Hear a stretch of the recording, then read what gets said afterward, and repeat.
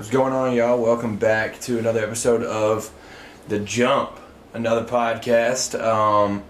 We'll talk Super Bowl first. A lot of action going on around the sports world right now. But football has now officially come to an end. So Super Bowl 58, the Chiefs won 25-22 in overtime. The dynasty is officially set. I think we can officially title it that. 3 and 5 years. Just dominance from the Chiefs, really. So, the Niners, though, in this game, I feel like, you may disagree, I feel like they dominated really from the jump. Outside of the Christian McCaffrey fumble early, they were doing whatever they wanted. They didn't have to get George Kittle going.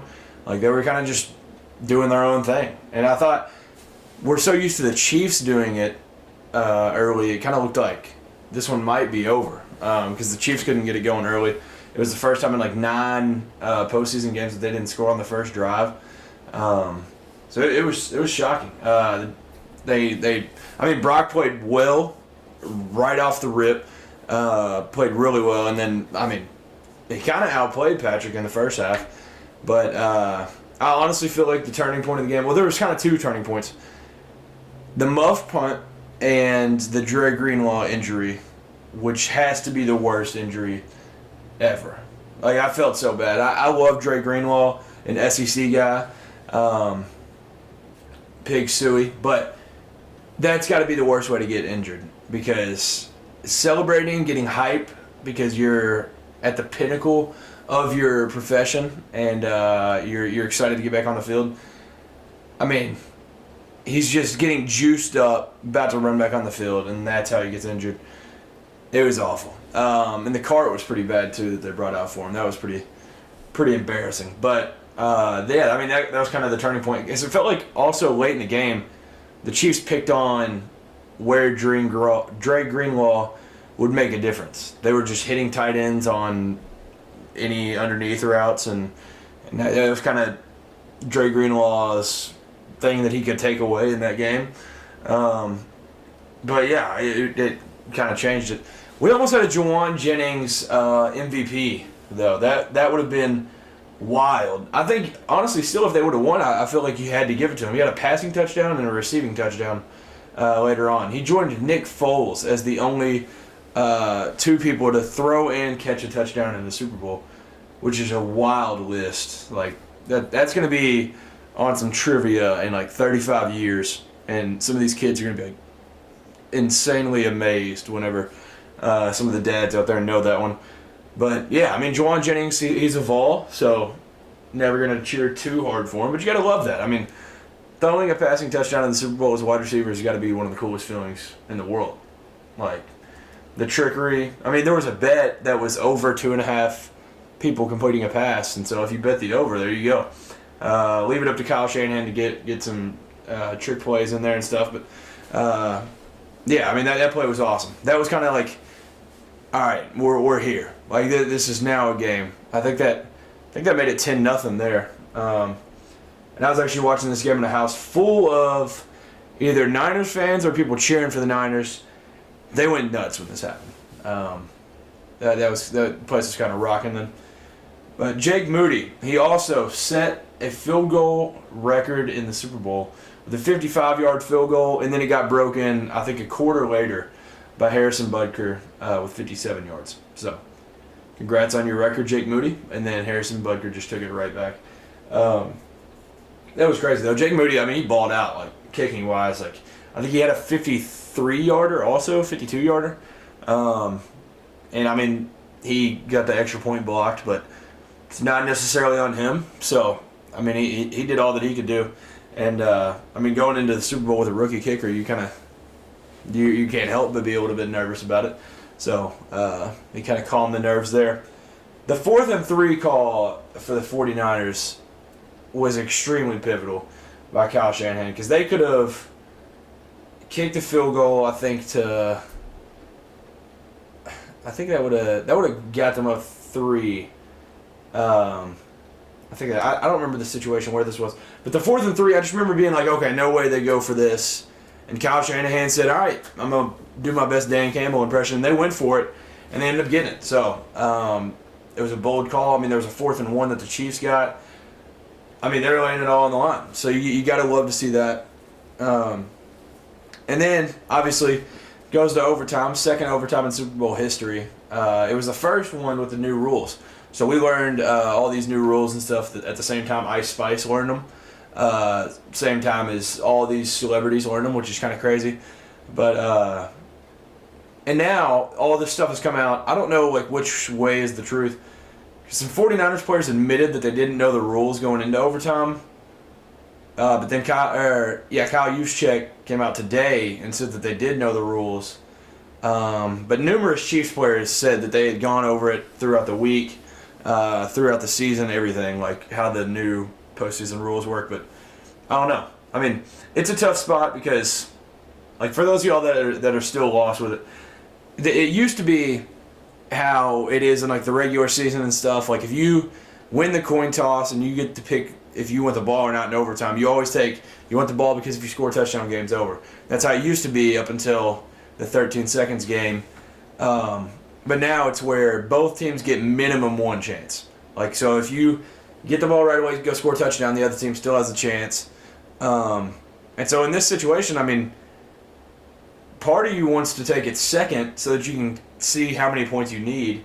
And, I mean, if a team kicks a field goal, then you can go for the win. But then 49ers took the ball. I don't know what the mindset was. I guess the defense was just coming off from the fourth quarter, but, like, at the same time, like, yeah, I mean, it's a 20-minute break-ish, like, at the end of the game before overtime. So I don't think the fatigue was really an issue, but yeah, it just didn't make much sense to me. So obviously the Niners go down, they kick a field goal, and well, the craziest part of that was the Niners almost had a 3-and-out right off rip. There was a 3rd and 13 as soon as they got the ball in overtime, and they call holding on the Chiefs defense. It was I think it was McDuffie that held Juwan Jennings, but that house I was at went crazy. All the Niners fans thought that they kind of got bailed out there, and well, not necessarily bailed out, but like they got the little break that they needed, and it was gonna happen. But obviously they go down. They have to end up kicking a field goal. Shout out to Chris Jones, because throughout the game he was creating a mess. Like he was balling the whole game. And then on the final 3rd and 4, where I think it was Juwan Jennings, he would have been open for a touchdown. But Chris Jones forces Brock to throw it out early, and yeah. But the one stat that I found out that was crazy, that Chris Jones is the only starter from their 2020 Super Bowl versus the Niners. He's literally the only starter from that team defensively, which is kind of wild. But I think they'll probably throw a franchise tag on him or something, but I think he's a free agent this year, so that guy's going to get paid. But yeah, I mean, shout out Chris Jones. He was balling. He's just an absolute game changer. And then in overtime, once the Chiefs got the ball, Patrick Mahomes with his legs, Travis Kelce just being an absolute tank and being a top 2 tight end in NFL history, they both get down there, and then McCall Hardman scores the touchdown. And which he ended up saying he blacked out. You could tell. It was a weird little scenario there, because he caught the touchdown, and it was like, I don't even think this guy realized he just scored. And then it was like a delay, like he had to lag real quick after he scored. But I referenced it a couple times. Special teams ended up being absolutely massive in this. There was a blocked PAT, a muffed punt, and then the 2 longest field goals in Super Bowl history. So when it comes to all 3 levels, I mean, the Chiefs, I mean, they pay attention to it, and I'm not saying that's an absolutely massive reason why they are what they are, but like it does make a difference in games like this.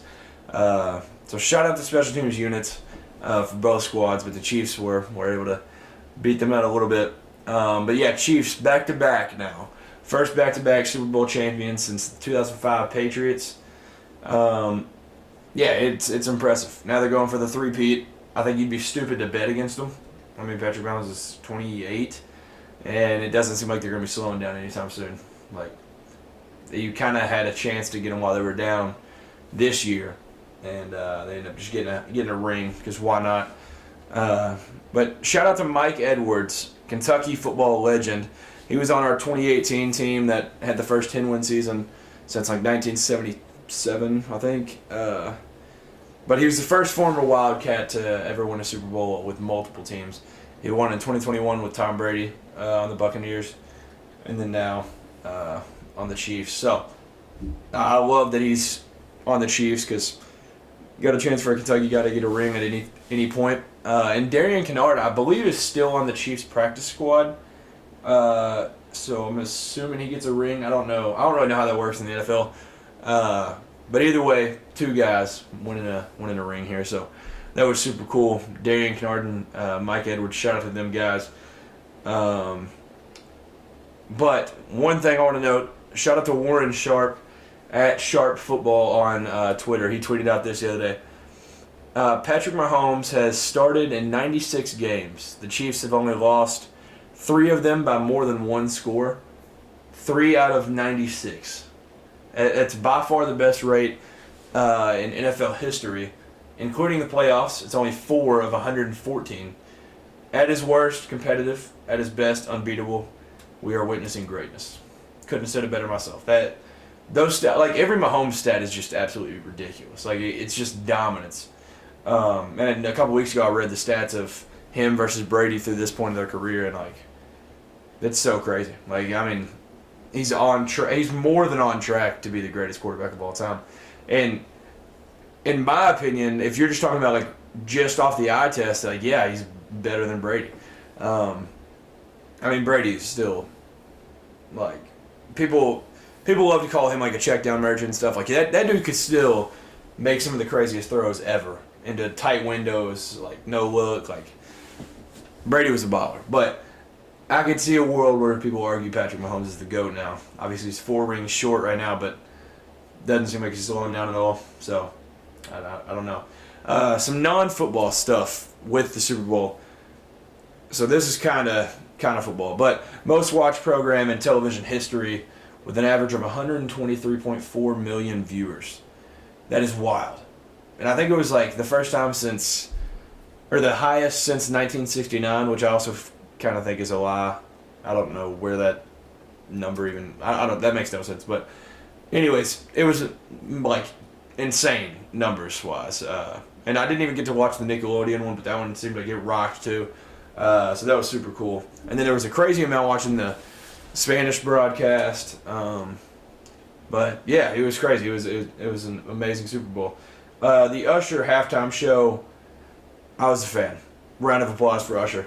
Yeah, the thing with Alicia Keys was a little bit interesting considering she has a man that she's married to. And Usher got married that night to his girlfriend, so I guess now fiance. But yeah, it was interesting. You would think that they were both as single as possible, the way that they performed together. But they did a great job. I mean, it was phenomenal. Usher did a great job performing a certain amount of each hit, so like it definitely didn't get boring or anything. And he brought out Ludacris, Lil Jon, so that was phenomenal too. I felt like I was a little kid again listening to Usher. I know this is like before my time. This is like the age range of like early 30s to like 50s, so it's a little before me, but I still feel like I heard a lot of Usher growing up and as I was getting older. So it was cool to like hear all those hits and stuff again. But then bringing out Alicia Keys, and I was fully convinced Justin Bieber was coming out to perform with him. Didn't end up happening, obviously, but yeah, shout out to Usher, great performance. The Reba national anthem. So before the football game even started, we had controversy. So the over/under was set at 1:30 on the dot. I think they said like the last time she performed the national anthem, it was 1:26 or something. But this one, she ends it with the Brave, and then throws on another, the Brave, at the very end. If you would have cut it off after the first, the Brave, it would have been under. But if you covered all of it, it was over. So I think it all depended on like what sportsbook you were using to bet. But yeah, I didn't bet it, so it was just kind of funny to see all the controversy on Twitter and stuff. But yes, I don't really know how that works. I don't know what the official count was, but Reba definitely knew what she was doing with that, throwing the extra on the end. The Travis Kelce, Andy Reid moment in the second quarter. I just said this is the pinnacle of these guys' sports. That what is Travis Kelce, like 33? I think he's 33, 34, something like that. This dude has been working to make a Super Bowl his entire life, and he's in the Super Bowl. A teammate just fumbled the ball. He wasn't on the field. There was no play drawn up to where he could even have a chance to get the ball. He's going to be hot. And if you haven't played competitive sports, then you just simply don't get it. I don't really fault the guy. And I mean, Andy Reid didn't fault him either. Andy Reid played it off perfect. He was like, oh, the only reason I stumbled wasn't because he hit me hard. It's because I have a bad hip and all this stuff. And apparently Travis Kelce apologized about it. So, yeah, I just think it kind of got blown up. Yeah, it was pretty violent. And I'm sure, there was a lot of people at the party that I was at that kind of freaked out about it, but I wasn't tripping. It's football. That stuff kind of happens quite a bit. Some of the commercials, I loved them. One that I had to note, Michael Cera with the CeraVe commercial. That one was iconic. That one was awesome. The Paramount Plus, I had seen this one a couple weeks before. This one was hilarious with Tua. I can't remember who all was. There's so many people in it, and there's cartoon stuff in it that was phenomenal.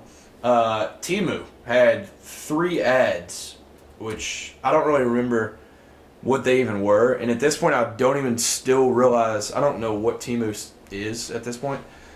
So I don't even know they just wasted $21 million, and I don't even know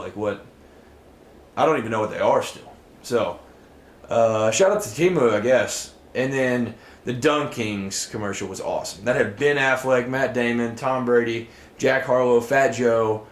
That commercial had to cost a bag, because it already cost $7 million just to get it on the screen, and you got to pay those dudes. That was wild. Lastly, for the Super Bowl, apparently it was the worst traffic in the history of Las Vegas being a city. People were still in the parking lot at Allegiant Stadium 4.5 hours after the game was over. I would have been so mad. I think that people said that they warned you before the game to walk, Uber, don't drive to the game. That would have sucked. 4.5 hours not even getting out of the parking lot would have been absolutely brutal. That would have been awful. But yeah, it was first Super Bowl in Las Vegas, so it's kind of expected. The NFL awards came out since the last time I did a podcast. The Offensive Rookie of the Year, by no surprise, C.J. Stroud. Defensive Rookie of the Year. This one was a little bit of a debate. Jalen Carter, Devin Witherspoon, some guys got snubbed. Will Anderson Jr. gets it. So it was back-to-back years of Offensive and Defensive Rookie of the Years coming from the same organization. Last year with Garrett Wilson and Sauce Gardner, and then this year, C.J. Stroud, Will Anderson. Coach of the Year. Kevin Stefanski of the Browns. Shout out to him. Also from the Browns, comeback player of the year, Joe Flacco. Poor DeMar Hamlin. That's all I got to say. That's kind of crazy that he didn't get this award, but I don't know. Who's judging? Offensive player of the year, Christian McCaffrey. Defensive player of the year, Myles Garrett. This one was close. I think TJ Watt missed us by 20 votes. And then Micah really wasn't even in the race, which I found kind of surprising. And then MVP, Lamar Jackson, his second MVP. He was 1 vote away from it being unanimous, too. So he would have been 2-time unanimous. But he's the 11th player in NFL history to win multiple MVPs, joining Peyton Manning, Aaron Rodgers, Tom Brady, Jim Brown, Brett Favre, Johnny Unitas, Patrick Mahomes, Joe Montana, Steve Young, and Kurt Warner. That's one heck of a list to get on. So shout out to Lamar. As a Kentucky fan, obviously, not the biggest fan in the world of Lamar, but he's fun to watch. Shout out to him. Second MVP of his career. And then what is probably the most important award just for mankind, Walter Payton Man of the Year, Cameron Hayward. So shout out to him for being this year's Walter Payton Man of the Year. But that wraps up the NFL awards. There wasn't super shocking ones. I guess it's cool for the Browns. They made the playoffs and they had 3 award winners in 1 year. That's crazy. But yeah, I think it's cool that we've had back-to-back years of the Rookie of the Years coming from the same organization. I just think those cool little storylines like that are pretty sweet for the NFL. Some college football stuff. This happened last Wednesday. Nick Saban announced he was joining College Game Day. I think it was either the episode that I talked about him retiring or the one after. I was like, he has to join Game Day. But I think it was Mark Titus that said this. I kind of wish he would have taken a little bit of time off, like a year. Like Tom Brady took a year, and it still didn't even feel like it was long enough. Like, he's about to be commentating games next year. Like it's kind of wild. Like I think in his words, he was like, we don't have time to miss them, which I kind of agree with. But he's joining College Game Day as like an analyst, so that's going to be amazing. Bill O'Brien took the head coaching job at Boston College. Previously had accepted the job to be Ohio State's offensive coordinator. So obviously that is not the case anymore. And Chip Kelly, of all people, ends up being the OC at Ohio State. He was still actively the head coach at UCLA, but today UCLA hired Sean Foster, which it seemed like the team loved. So love to see that. But it was so wild. Like being a head coach at UCLA and taking an OC job at Ohio State it's wild to me. But shout out to Chip Kelly. I mean, that dude's gonna coach until he dies. So that'll be cool. Ryan Grubb, he took the OC job for the Seattle Seahawks. He was supposed to follow Kalen DeBoer to Alabama. He basically had that OC job for like 2.5 weeks, 3 weeks, something like that. You can't really fault the guy. I feel like the Seahawks should have just offered him earlier, so then Alabama fans don't have to get like heated. But I don't know. It's just a weird thing to be at a job for like 2 weeks and then hang it up. But yeah, I'm hoping he does well in the NFL. I hope he finds himself in the league for a while. I like Ryan Grubb a lot. Bush Hamdan is hired as the offensive coordinator at Kentucky. There's no official announcement, but it's nearly like confirmed, but there's no official announcement. I don't know if there's like some things they got to sign first to be able to post it and stuff, but there's an interesting story behind this guy though. His story of getting to the U.S. So he's from Kuwait, which I didn't even know was a thing really until getting him, which I think it's in the Middle East. He was on vacation in San Diego or something, and then something crazy had happened to his house. Like he got caught in like a storm, or there's a war and it got blown up. So there was something crazy that happened to their house while they were away in America on vacation. So then they just ended up moving there. So yeah, from Kuwait, it's a new one. But Bush Hamdan, he was the OC at Boise State, and he also played there, which I think is interesting to be able to pull a guy from their alma mater. But he's been in and out of the NFL, been in college for a little bit, and I think it was at Davidson. There was a guy, can't really name his name, but he said he's the smartest football player football coach that he's ever been around, and he's never seen somebody smarter at what they do than Bush Hamdan. So I guess we'll see how it goes. As long as that gets announced and it's a legit hire. But that one was so weird because it was so under the radar. Like nobody knew anything the whole time. Some college basketball talk. New AP poll came out obviously Monday. Indiana State got ranked in the top 25 for the first time since Larry Bird was playing for them in '79. And then tonight they lost as a huge favorite at home against Illinois State. So it's a tough look. I mean, they won't be ranked again for the rest of the year, but that's just a game you can't lose. I don't know what the mindset there is, but this is an insane stat of just the absolute parity of college basketball right now. So this is the record of AP top 10 teams on the road versus unranked opponents. So top 10 versus unranked on the road the last 3 seasons. This year, 34-34. Last year, 58-19, 58-19, and then 2 years ago, 55-20. So they were both like. So this year it's 500, obviously, 34-34 after tonight, which would be the worst in the poll era, which is the early 70s, I think. And every year it's been over like 70%. But yeah, it's unreal. The parity this year is so crazy. I want to take a moment to talk about my Kentucky Wildcats. I do this every episode, but like this one is very important because outside of me being a fan, we're really like the most interesting team in the country because, yeah, we have 7 losses, but nobody wants to play us in March. So it's a weird aspect, but I don't know. So I ended up going to the game. We played Gonzaga. I ended up going Saturday. We lost 89-85. No Trey Mitchell. Shout out to Justin Edwards and to Duthiero. They both played their butts off. And, Justin at the end forced a jump ball to where we even had a chance to play any longer. And then, Reed balled out in the second half. Without those 3 dudes, we had 0 chance. But it was the first time ever losing 3 straight home games in Rupp Arena.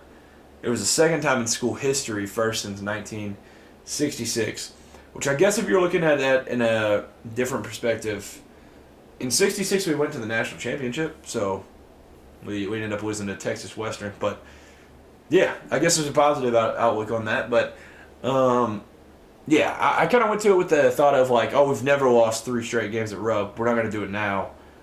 And we did it. That was absolutely disappointing. The last play of the game was putrid, awful. And Rob Dillingham only played 4 minutes in the second half, which I thought was crazy. We allowed 50 points in the paint. We couldn't stop EK. We couldn't stop Greg. We got destroyed. And Nolan Hickman, of course, of anybody on that team, the guy that was committed to us for a while and decommits, he goes off. But I mentioned the final play. It's a play that we used to run in middle school and high school that is extremely predictable out of that set. And as soon as they got into that set, I leaned over to who I was sitting with at the game, and I said, we're throwing a lob right here. This is not going to go well at all. And then Ugo doesn't even run the play right, and his man just stands under the goal and stops it all. But one telling thing about that was Tyler Eulis, as the play is being drawn up, he shakes his head. There's a little clip that you can find floating around on Twitter. He just shakes his head, and that is an absolute basketball genius. So that tells you everything you need to know. But Adu, after the game, had the quote of the year. He said, "We've got to rep the name on the jersey, Kentucky. The people who played here before us left it all on the floor. We've got to start doing all we can. Just because we're young, we can't think it's going to be easy for us. We've got to rep the name on the jersey, Kentucky." That is amazing. I'm hoping that can end up being an all-time quote after we make some run in the tournament. And shout out to Adu for that. And also shout out to Adu's mom. I talked to her at the game. She is just an awesome human. And Adu is an absolute fan favorite. So shout out to the Thiero family.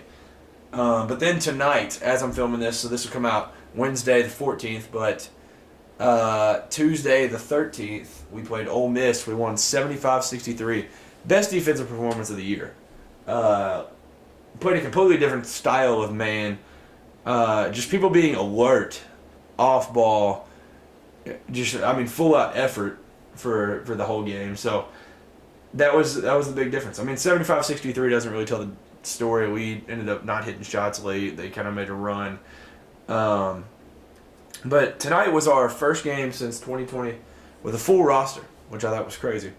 But Trey Mitchell ended up getting hurt again, and the most recent update is that he went to get an x-ray, which is not good. It was a shoulder coming off a screen. So definitely prayers for Trey. But we went back to small ball tonight, the way that this team was built this season, up until all the 7-footers got back, and when we looked like we were the best team in the country. But also shout out to Ugo again. We finally got a dub when he played good. Ugo had 7 blocks in the first half, and he finished with 10. Everybody thought Nerlens Noel's record was in jeopardy. He had 12 at Ole Miss, and now Ugo had 10 versus Ole Miss at home. So Ole Miss, when they see just like a 7-footer, they're just, if there's a 7-footer in a Kentucky jersey, they just get terrified. But yeah, shout out to Uganda in the end. So just yeah, I mean, a shockingly great piece to this team. Like, not a lot of people expected a whole lot from him this year, but he's been playing his tail off. The Kansas Jayhawks, on this past Saturday, they beat Baylor 64-61. It was their first game without Kevin McCullough. It was a bounce back from Kansas State on that past Monday. Huge win in Allen Fieldhouse. But then, this past Monday, they lost at Texas Tech 79-50. Second game without Kevin McCullough. It was the first time Bill Self got ejected since the 03-04 season. It was wild.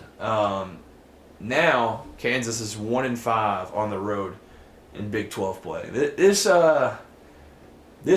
modern day Big 12 is absolutely unreal. And you got to think, it's easily the best conference in basketball right now. It's an absolute gauntlet. Every single night it's going to be tough. And then they just add Arizona next year. And they add Arizona State, who's coached by Bobby Hurley. So, like, that's always going to be a challenge. Colorado, I mean, they may not continue this because they're not going to get Cody Williams every year. But, man, like, it could be interesting. And Utah's playing good ball, too. So, like, I don't know. Like, Big 12 is only going to get better. But, yeah, they're just slowly taking over basketball. So, the Big 12 may fall off football-wise, but basketball-wise, they're only getting better. And it's literally an absolute gauntlet just to be in the conference. And North Carolina, lastly, they started this season 17-3 and like 9-0 in conference, I think. And now they've lost 3 of the last 5. They lost to Syracuse tonight. Exactly a month ago, they beat Syracuse by 36 and then lost by 7 tonight. So, yeah, it's awkward. I mean, some other like little things, I guess. Duke right now, Kyle Filipowski is playing how they're going to need him to play if they want to make a run in March. So that one's definitely a key piece. Obviously for Kansas, they got to get McCullough back. That's a first-team All-American right there. But Virginia lost tonight at home to Pitt, so shout out Jeff Capel. But, yeah, I mean, college basketball's been wild. Iowa State's about to get like a 2 seed in the tournament. They had a huge win at Cincinnati tonight. But, yeah, it's an insane season for college basketball. Let me see some of these games this week. Oh, yeah, Marquette avoided a scare from Butler. Creighton dominated. Baylor dominated. Okay, I guess Ohio State showed a little fight against Wisconsin tonight. Tomorrow, so the day that this comes out, massive basketball game. Number 11, South Carolina, at number 13, Auburn. Auburn will probably win by 50. I hope I don't sound like an idiot when this comes out, but Auburn will probably run them off the court because the jungle is an insane place to play, and that's just probably going to happen. It's just how it goes. Other than that, Saturday, we play at Auburn. I'm absolutely terrified for that one. Texas Tech will be at Iowa State then. Wake Forest at Virginia could be good. Texas at Houston. Duke at Florida State. Ooh, Marquette. Number 4 Marquette at number 1 UConn. UConn's won like 12 straight now, I think. Then we get a Vandy at Tennessee for SEC matchups. Baylor at West Virginia. West Virginia's kind of just ruined team's season to this point. Wisconsin at Iowa could be interesting. So just a lot of good ball on this weekend. I'm excited for it.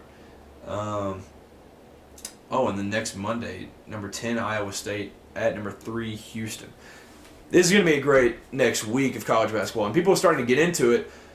So if you have like questions or you just want like a overview of what college basketball is right now before March, comment that, and I will leave a comment back for that. But I guess that'll just about do it. Other than that, around the world of sports, Wemby just had a triple-double with 10 blocks, and he's like the 5th person in NBA history to do that. It was like Ralph Sampson, Kareem, David Robinson. I don't remember who else it was, but yeah, that's incredible though. Victor is crazy. Dude's been on another level this season. Let me see if I'm missing anything. Oh yeah, and the bad stats for Kyle Shanahan keep going around. He was the OC of the 28-3 Falcons, blowing that lead, and then obviously he's blown 2 leads in the Super Bowls that he's been the head coach of the Niners. Also, shout out to Steve Spagnuolo. He's now the first offensive or defensive coordinator in NFL history to win 4 Super Bowls. One of the best big game coaches of all time. Outside of that, I guess that'll just about do it for this episode. So thank you all once again for tuning in. I do have a guest lined up. I'm probably going to do it in the offseason because it's a guy that is affiliated with Kentucky basketball and just college basketball as a whole. So obviously right now it's only getting more and more busy. So that one we'll probably have to wait till the summer, but that one will be brought for you guys. So I'll have that one lined up. And then I've got a couple other ideas of people to get on the podcast. And that'll probably be some summer stuff when people in the sports industry kind of slow down and they can do some of that stuff. So thank you again for tuning in to another episode. Leave some comments, throw a like, it goes a long way. Subscribe if you haven't already. Y'all enjoy this great rest of the college basketball season before March. It's only 5 weeks from today I think we will have a bracket. Like a few days ago, it would be 5 weeks till Selection Sunday. So it's going to be awesome. Once again, thank you for tuning in. Have a great rest of the week. Be safe. Enjoy college basketball. And peace.